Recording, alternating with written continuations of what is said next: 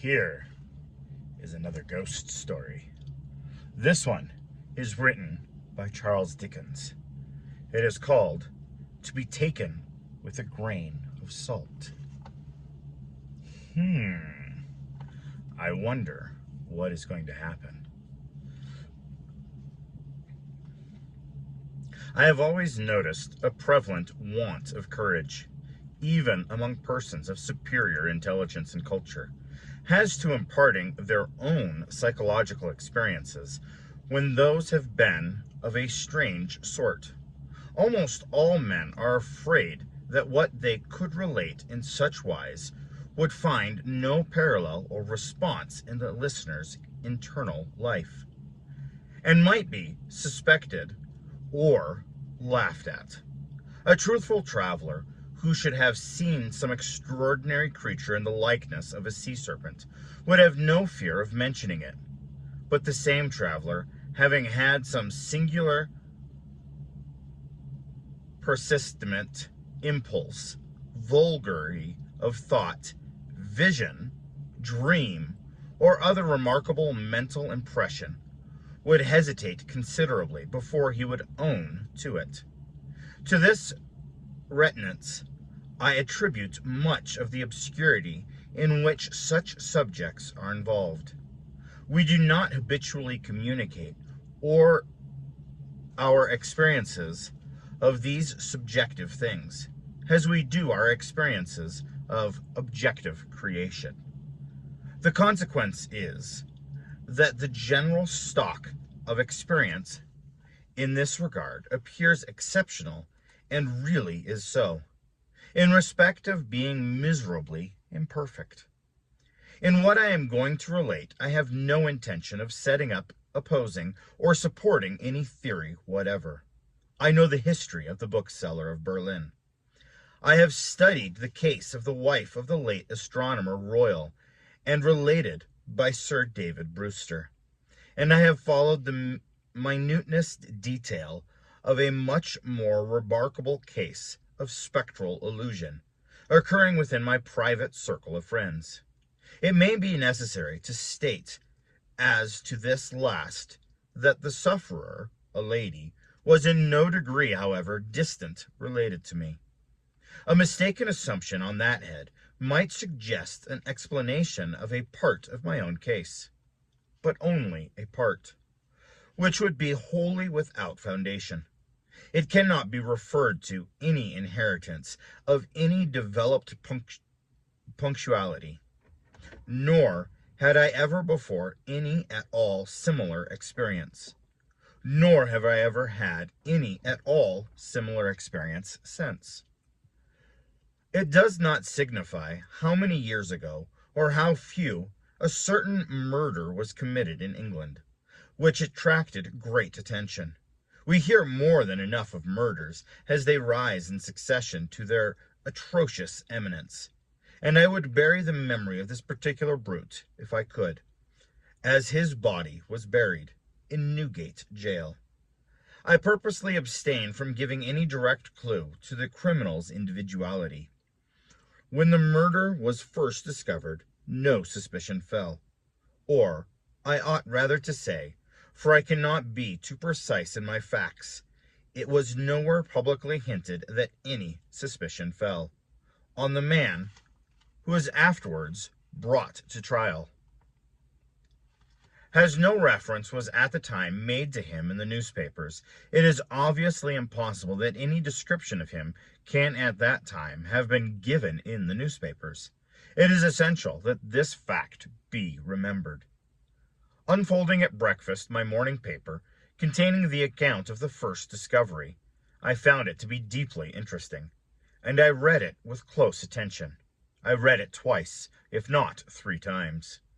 The discovery had been made in a bedroom, and when I laid down the paper, I was aware of a flash, rush, flow. I do not know what to call it. No word I can find is satisfactory descriptive, in which I seemed to see that bedroom passing through my room, like a picture impossibly painted with a running river, though Almost instantaneous in its passing, it was perfectly clear, so clear that I distinctly, and with a sense of relief, observed the absence of the dead body from the bed. It was in no romantic place that I had this curious sensation, but in chambers in Piccadilly, very near to the corner of St. James Street. It was entirely new to me. I was in my easy-chair at that moment, and the sensation was accompanied with a peculiar shiver which started the chair from its position. I went to one of the windows to refresh my eyes with the moving objects down in Piccadilly. It was a bright autumn morning, and the street was sparkling and cheerful. The wind was high. As I looked out, I brought down from the park a quantity of fallen leaves, which a gust took and whirled into a spiral pillar. As the pillar fell and the leaves dispersed, I saw two men on the opposite side of the way, going from west to east. They were one behind the other. The foremost man often looked back over his shoulder. The second man followed him, at a distance of some 30 paces, with his right hand menacingly raised. First, the singularity and steadiness of this threatening gesture in so public a thoroughfare attracted my attention, and next, the more remarkable circumstances that nobody heeded it. Both men threaded their way among the passengers, with a smoothness hardly consistent even with the action of walking on a pavement, and no single creature that I could see gave them place, touched them, or looked after them. In passing before my windows, they both stared up at me. I saw their faces very distinctly, and I knew that I could recognize them anywhere. Not that I had conspicuously noticed anything very remarkable in either face, except that the man who went first had an unusual lowering appearance, and the face of the man who followed him was the color of impure wax. I am a bachelor, and my valet and his wife constitute my whole establishment. My occupation is in a certain branch bank, and I wish that my duties as head of our department were as light as they are popularly supposed to be. They kept me in town that autumn when I stood in need of a change. I was not ill, but I was not well. My reader is to make the most that can be reasonably made of my feeling jaded, having a depressing sense of a monotonous life, and being slightly dyspeptic. I am assured by my own renowned doctor that my real state of health at that time justifies no stronger description, and I quote his own from his written answer to my request for it. As the circumstances of the murder, gradually unraveling, took stronger and stronger possession of the public mind, I kept them away from mine, by knowing as little about them as was possible in the midst of the universal excitement.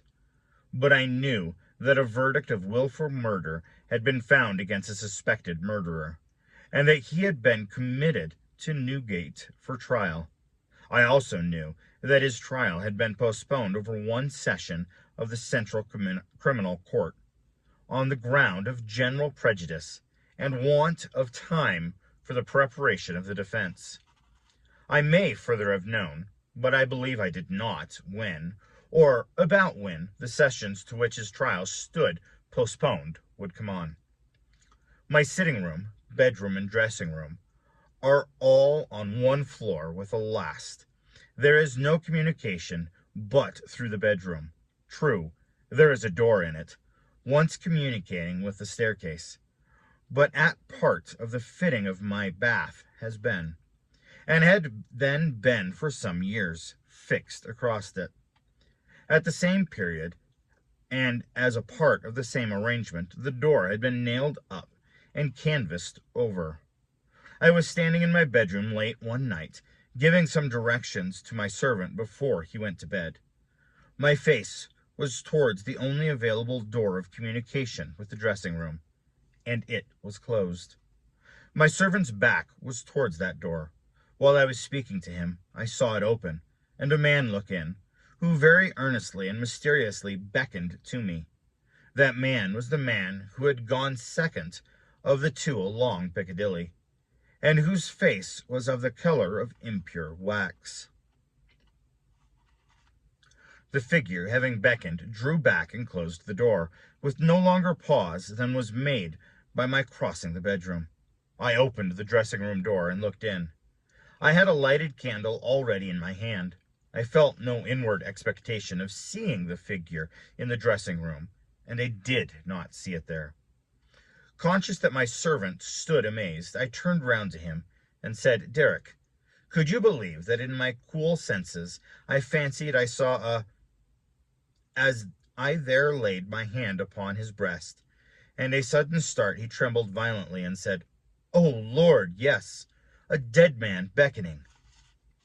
Now, I do not believe that this John Derek, my trusty and attached servant, for more than 20 years, had any impression whatever of having seen any such figure, until I touched him. The change in him was so startling when I touched him that I fully believed he derived his impression in some occult manner from me at that instant. I bade John Derek bring some brandy, and I gave him a dram and was glad to take one myself. Of what had preceded that night's phenomenon, I told him not a single word. Reflecting on it, I was absolutely certain that I had never seen that face before, except on the one occasion in Piccadilly. Comparing its expression with the beckoning at the door, with its expression when it had stared up at me as I stood at my window, I came to the conclusion that on the first occasion it had sought to fasten itself upon my memory, and that on the second occasion it had made sure of being immediately remembered. I was not very comfortable that night, though I felt a certainty, difficult to explain, that the figure would not return. At daylight, I fell into a heavy sleep, from which I was awakened by John Derek's coming to my bedside with a paper in his hand. This paper, it appeared, had been the subject of an altercation at the door between its bearer and my servant. It was a summons to me to serve upon a jury at the forthcoming session of the Central Criminal Court at the Old Bailey.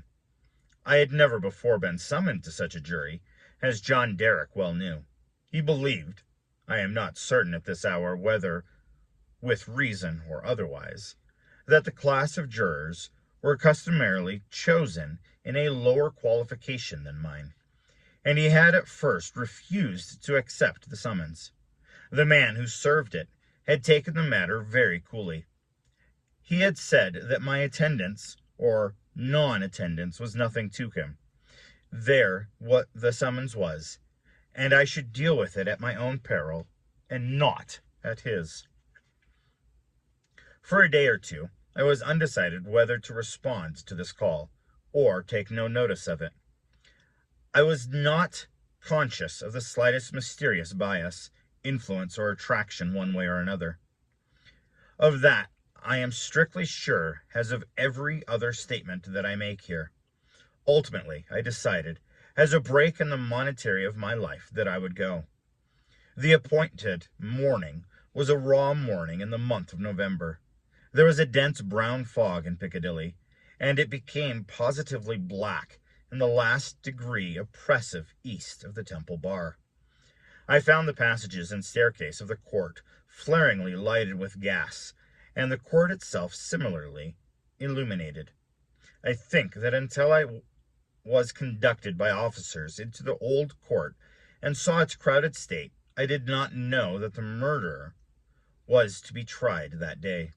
I think that until I was so helped into the old court with considerable difficulty, I did not know into which of the two courts sitting my summons would take me. But this must not be received as a positive assertion, for I am not completely satisfied in my mind on either point.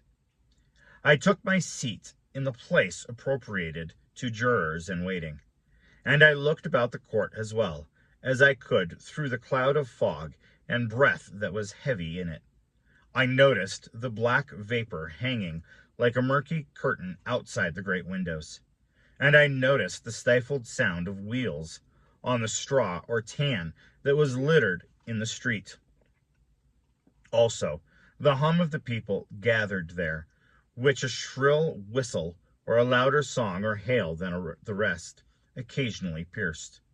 Soon afterwards, the judges, 2 in number, entered and took their seats. The buzz in the court was awfully hushed. The direction was given to put the murderer to the bar. He appeared there, and in the same instant I recognized in him the first of the 2 men who had gone down Piccadilly. If my name had been called then, I doubt if I could have answered to it audibly. But it was called about 6th or 8th in the panel, and I was by that time able to say here. Now, observe, as I stepped into the box, the prisoner, who had been looking on attentively, but with no sign of concern, became violently agitated and beckoned to his attorney. The prisoner's wish to challenge me was so manifest that it occasioned a pause, during which the attorney, with his hand upon the dock, whispered with his client and shook his head. I afterwards had it from what gentleman that the prisoner's first affrighted words to him were, "At all hazards, challenge that man." But that, as he would give no reason for it, and admitted that he had not even known my name until he heard it called and I appeared, it was not done. Both on the ground already explained, that I wished to avoid reviving the wholesome memory of that murderer, and also because a detailed account of his long trial is by no means indispensable to my narrative. I shall confine myself closely to such incidents in the 10 days and nights during which we, the jury, were kept together, as directly bear on my own curious personal experience. It is in that, and not in the murderer, that I seek to interest my reader. It is to that, and not to the page of the Newgate Calendar, that I beg attention. I was chosen foreman of the jury on the 2nd morning of the trial, after evidence had been taken for 2 hours. Happening to cast my eyes over to my brother jurymen, I found an inexplicable difficulty in counting them. I counted them several times, yet always with the same difficulty. In short, I made them 1 too many. I touched the brother juryman, whose place was next to me, and I whispered to him, "Oblige me by counting us." He looked surprised by the request, but turned his head and counted. "Why," says he suddenly, "we are but no, it's not possible. No, we are 12. According to my counting that day, we were always right in detail, but in the gross we were always 1 too many. There was no appearance, no figure to account for it, but I had now an inward foreshadowing of the future that was surely coming. The jury were housed at the London Tavern. We all slept in one large room at separate tables, and we were constantly in the charge and under the eye of the officer sworn to hold us in safe keeping. I see no reason for suppressing the real name of that officer. He was intelligent, highly polite and obliging, and much respected in the city. He had an agreeable presence, good eyes, inviolable black whiskers, and a fine sonorous voice. His name was Mr. Harker. When we turned into our 12 beds at night, Mr. Harker's bed was drawn across the door. On the night of the 2nd day, not being disposed to lie down, and seeing Mr. Harker sitting on his bed, I went and sat beside him, and offered him a pinch of snuff. As Mr. Harker's hand touched mine in the taking of it from my box, a peculiar shiver crossed him, and he said, "Who is this?" Following Mr. Harker's eyes and looking among the room, I saw again the figure I expected, the second of the 2 men who had gone down Piccadilly. I rose, and advanced a few steps, then stopped, and looked round at Mr. Harker. He was quite unconcerned, laughed, and said in a pleasant way, "I thought for a moment we had a 13th juryman without a bed. But I see it is the moonlight."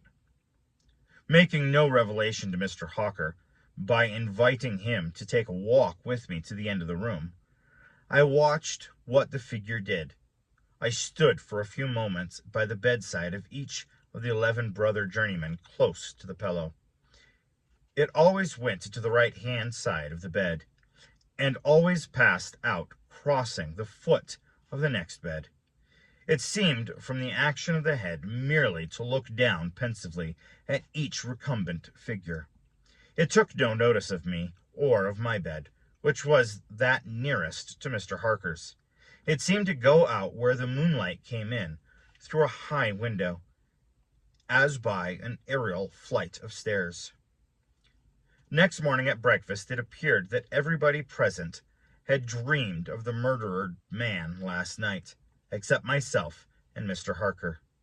I now felt as convinced that the second man who had gone down Piccadilly was the murdered man, so to speak, as if it had been borne into my comprehension by his immediate testimony. But even this took place, and in a manner for which I was not at all prepared. On the 5th day of the trial, when the case for the prosecution was drawing to a close, a miniature of the murdered man missing from his bedroom upon the discovery of the dead, and afterwards found in a hiding place where the murderer had been seen digging, was put in evidence. Having been identified by the witnesses under examination, it was handed up to the bench, and thence handed down to be expected by the jury. As an officer in the black gown was making his way with it across to me, the figure of the second man who had gone down Piccadilly impetuously started from the crowd, caught the miniature from the officer, and gave it to me with his own hands, at the same time saying in a low and hollow tone, "Before I saw the miniature, which was in a locket, I was younger then, and my face was not then drained of blood." It also came between me and the brother juryman to whom I would have given the miniature, and between him and the brother juryman to whom he would have given it, and so passed it on through the whole of our number, and back into my possession. Not one of them, however, detected this. At table, and generally when we were shut up together in Mr. Harker's custody, we had from the first naturally discussed the day's proceedings a good deal. On that 5th day, the case for the prosecution being closed, and we having that side of the question in a completed shape before us, our discussion was more animated and serious. Among our number was a vestry, the densest idiot I have ever seen at large, who met the plainest evidence with the most preposterous objections, and who was sided with by 2 flabby porcal parasites, all the 3 impaneled from a district so delivered over the fever that they ought to have been upon their own trial for 500 murders. When these mischievous blockheads were at their loudest, which was towards midnight, while some of us were already preparing for bed, I again saw the murdered man. He stood grimly behind them, beckoning to me, on my going towards them and striking into the conversation. He immediately retired. This was the beginning of a separate series of appearances, confined to that long room in which we were confined. Whenever a knot of my brother jurymen laid their heads together, I saw the head of the murdered man amongst theirs. Whenever their comparison of notes was going against him, he would solemnly and irresistibly beckon to me. It will be borne in mind that down to the production of the miniature on the 5th day of trial, I had never seen the appearance in court. 3 changes occurred. Now that we entered on the case for the defense, two of them I will mention together. First, the figure was now in court continually, and it never there addressed itself to me, but always to the person who was speaking at the time. For instance, the throat of the murdered man had been cut straight across. In the opening speech for the defense, it was suggested that the deceased might have cut his own throat. At that very moment, the figure, with its throat in the dreadful condition referred to, stood at the speaker's elbow, motioning across and across his windpipe, now with the right hand, now with the left, vigorously suggesting to the speaker himself the impossibility of such a wound having been self-inflicted by either hand.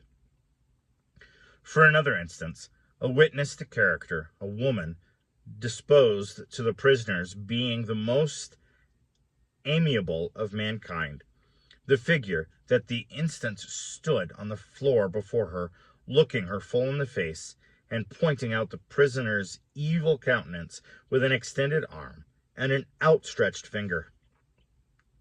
The third change now to be added impressed me strongly as the most marked and striking of all.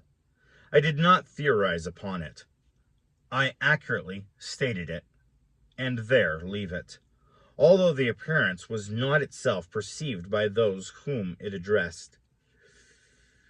Its coming close to such persons was invariably attended by some trepidation or disturbance on their part.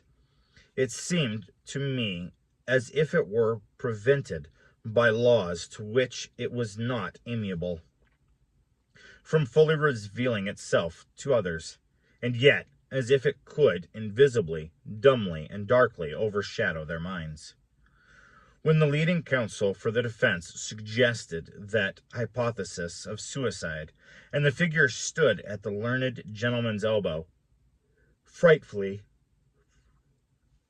sawing at its severed throat, it is undeniable that the counsel faltered in his speech, lost for a few seconds the thread of his ingenious discourse, wiped his forehead with his handkerchief, and turned extremely pale. When the witness to character was confronted by the appearance, her eyes most certainly did not follow the direction of its pointed finger, and the rest in great hesitation and trouble upon the prisoner's face. Two additional illustrations will suffice. On the 8th day of trial, after the pause which was every day made early in the afternoon for a few minutes' rest and refreshment, I came back into court with the rest of the jury, some little time before the return of the judges. Standing up in the box and looking about me, I thought the figure was not there, until chanced to raise my eyes to the gallery. I saw it bent forward and leaning over a very decent woman, as if to assure itself whether the judges had resumed their seats or not. Immediately afterwards, that woman screamed, fainted, and was carried out. So, with the venerable, sage-ish, and patient judge who conducted the trial, when the case was over, and he settled himself and his papers to sum up, the murdered man, entering by the judge's door, advanced to his lordship's desk, and looked eagerly over his shoulder at the pages of his notes, which he was turning. A change came over his lordship's face. His hand stopped. A peculiar shiver that I knew so well passed over him. He faltered, "Excuse me, gentlemen, for a few moments. I am somewhat oppressed by the vivitated air," and did not recover until he had a glass of water. Through all the monotony of 6 of those interminable 10 days, the same judges and others on the bench, the same murderer in the dock, the same lawyers at the table, the same tones of question and answer rising to the roof of the court, the same scratching of the judge's pen, the same ushers going in and out, the same lights kindled at the same hour when there had been any natural light of the day, the same foggy curtain outside, the great windows when it was foggy, the same rain pattering and dripping when it was rainy, the same footmarks of turnkeys and prisoner day after day on the same sawdust, the same keys locking and unlocking the same heavy doors. Through all the wearisome monotony, which made me feel as if I had been foreman of the jury for a vast period of time, and Piccadilly had flourished coevally with Babylon, the murdered man never lost one trace of his distinctness in my eyes, nor was he at any moment less distinct than anybody else. I must not omit, as a matter of fact, that I never once saw the appearance which I call by the name of the murdered man look at the murderer. Again and again I wondered, why does he not? But he never did. Nor did he look at me. After the production of the miniature until the last closing minutes of the trial arrived, we retired to consider at 7 minutes before 10 at night. The idiotic vestry of his two piratical parasites gave us so much trouble that we twice returned into court to beg to have certain extracts from the judge's notes reread. 9 of us had not the smaller doubt about those passages. Neither, I believe, had any one in court. The dunder-headed triumvirate, however, having no idea but obstruction, disputed them for that very reason. At length we prevailed, and finally the jury returned to court at 10 minutes past 12. The murdered man at that time stood directly opposite the jury box, on the side of the court. As I took my place, his eyes rested on me with great attention. He seemed satisfied, and slowly shook a great gray veil which he carried in his arm for the first time, over his head and whole form. As I gave in our verdict, guilty, the veil collapsed, all was gone, and his place was empty. The murderer being asked by the judge, according to usage, whether he had anything to say before sentence of death could be passed upon him, indistinctly muttered something which was described in the leading newspapers of the following day as a few rambling, incoherent, and half-audible words, in which he was understood to complain that he had not had a fair trial because the foreman of the jury was prepossessed against him. The remarkable declaration that he really made was this: "My lord, I knew I was doomed man from when the foreman of the jury came into the box. My lord, I knew he would never let me off, because before I was taken, he somehow got to my bedside in the night, woke me, and put a rope around my neck." Wow. So he saw these visages, these people, and then was part of the jury to convict the man who had murdered the person that he had seen both of. That's kind of interesting. I wonder if there are other stories of people seeing or thinking they see the ghosts of those that have been murdered in trial. Kind of interesting thoughts. Anyway, thank you, and have a wonderfully blessed day.